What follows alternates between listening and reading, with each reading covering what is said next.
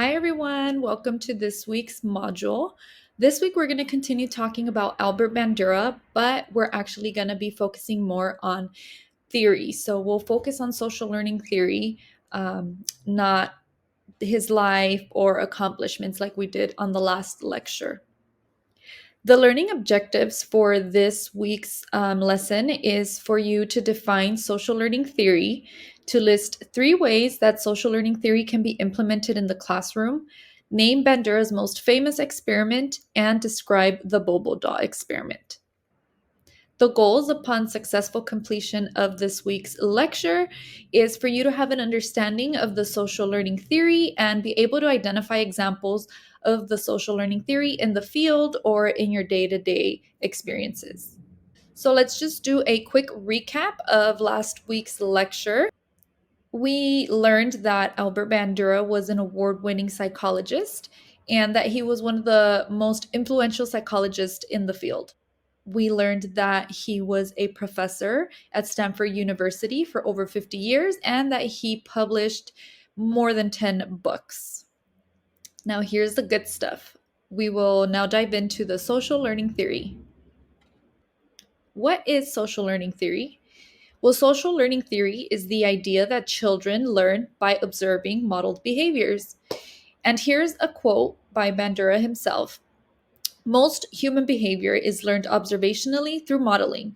From observing others, one forms an idea of how new behaviors are performed, and on later occasions, this coded information serves as a guide for action.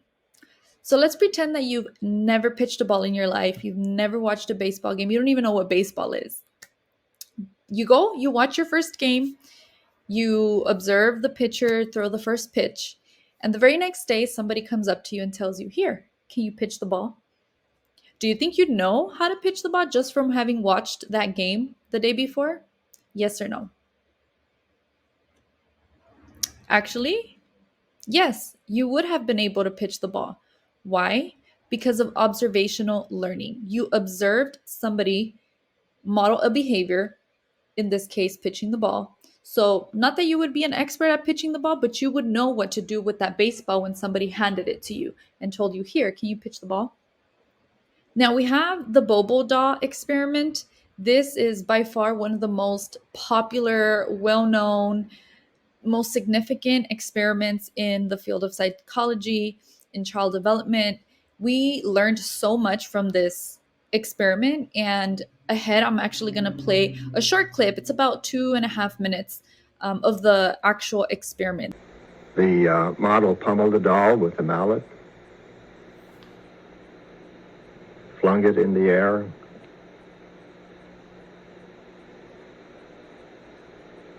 kicked it repeatedly,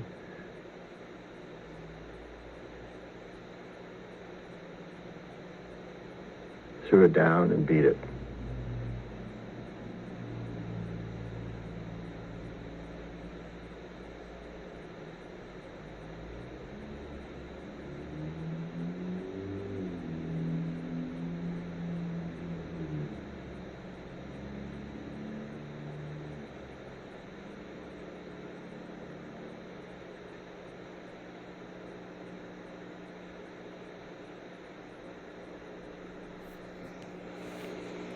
It was once widely believed that seeing others vent aggression would drain the viewer's aggressive drive. As you can see, exposure to aggressive modeling is hardly cathartic.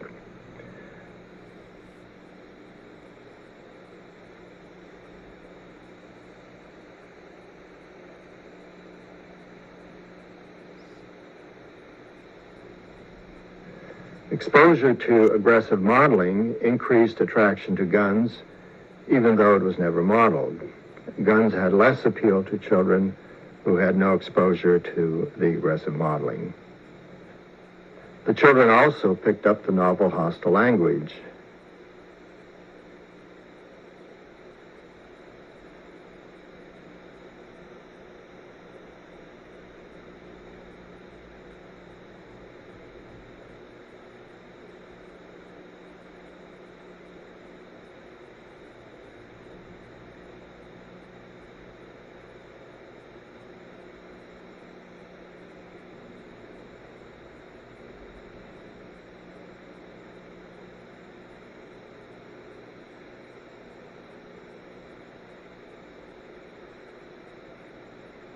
Here we have some of the facts of the Bobel da experiment.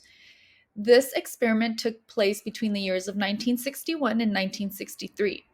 And the purpose of this study was to study children's behavior after they watched an adult act aggressively towards the doll, in this case, the Bobo doll. The key element was seeing how children behaved after having watched this adult model this behavior and whether or not they got rewarded, punished, or there was no consequence at all. Now, these experiments helped show how children can be influenced by learning from the behaviors of others, hence the social learning theory. Now, what did we learn from this experiment? Well, basically, the results showed what we know is now a social learning theory, that through observation, children can learn social behavior. Now, I know that video was very low quality and it seemed very outdated, but we do learn a lot from that experiment. But let's kind of bring that to today. Let's try to apply social learning theory in the modern day. Not that that experiment was such a long time ago, but you know what I mean. So let's kind of think back to the beginning of the pandemic when we had the lockdowns, the stay at home orders, all of these things going on because of the pandemic. So a lot of us, majority of us actually, had to work from home and spend all of our time at home.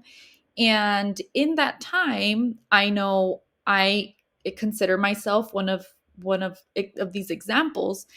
Either you yourself, your family, your friends, or somebody that you knew was spending a lot of time on YouTube trying to figure out how to do things yourself, figuring out how to cut your husband's hair with the hair clippers, or dyeing your own hair, or finding new activities to play with your kids, how to cook a new recipe. All of these things that we were all searching on YouTube to be able to learn how to do something is exactly what social learning theory is about. We watched somebody do something and we learned it. Maybe we weren't experts by the time we finished watching the YouTube video, but we had an idea of how that thing, that activity, that recipe was supposed to happen, was supposed to be completed. And that is social learning theory. I am sure that you can think about tons of other ways that social learning theory has been applied in your day-to-day life. Now, let's move on to talking about how social learning theory is seen in the child welfare, CPS, child protective services, social work field.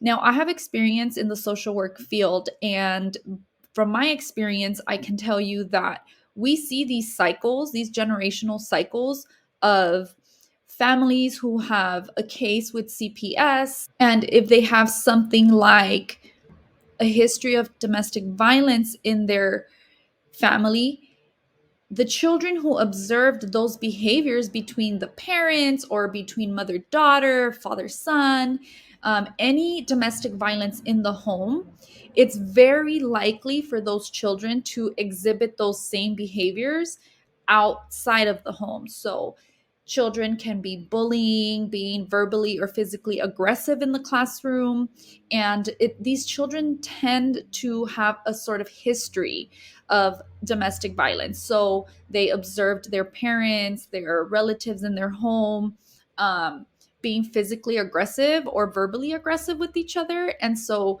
they, watching this behavior, they are learning the behavior, and then they're acting out this behavior outside of the home. So that's one of the very common things that we see in the social work field, in the child welfare field, is the models, which are the parents usually in the home or whatever their caregiver is, whoever their caregiver is, a grandparent, an aunt, uncle, um, they observe the caretakers modeling this aggressive behavior. And so this becomes normal to them. And as a result, they start exhibiting these same behaviors outside of the home. They start being aggressive with their friends, their neighbors, and other people around them.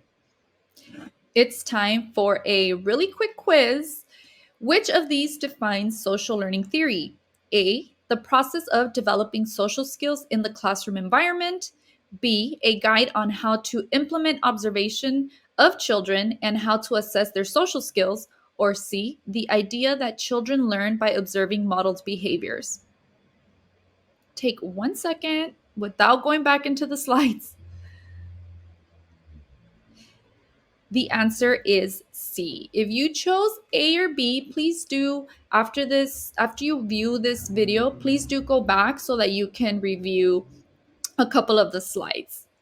Now, just how we were discussing social learning theory in the modern day, we will now kind of talk about how social learning theory can be applied in the classroom. So, if you are planning to be an educator or you're already currently an educator, these are going to be some of the things that you can do in your classroom where social learning theory is being applied.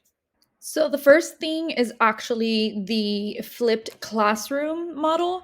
This is where the children actually, instead of in person learning, they watch videos at home or read the instruction material at home, and they learn by observing the other children.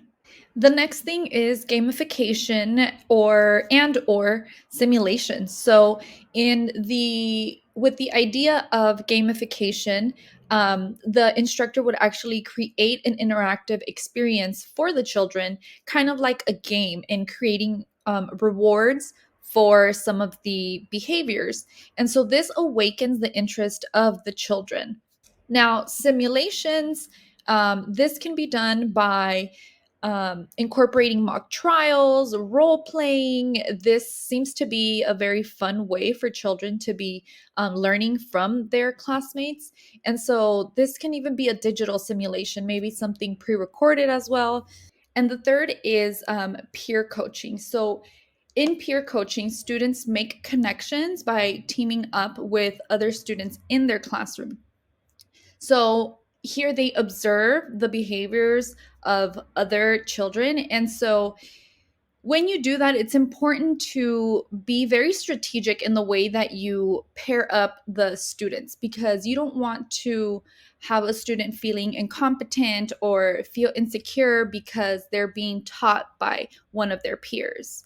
And so, all of these ways of implementing the social learning theory will actually cater to different levels of cognitive, affective, and psychomotor domains. So, this will reach a wide variety of students. Before we learn about the four elements of the social learning theory, we're going to take a quick break here just to learn this fun fact. You've heard social learning theory or social cognitive theory. What's the difference? Are they the same thing?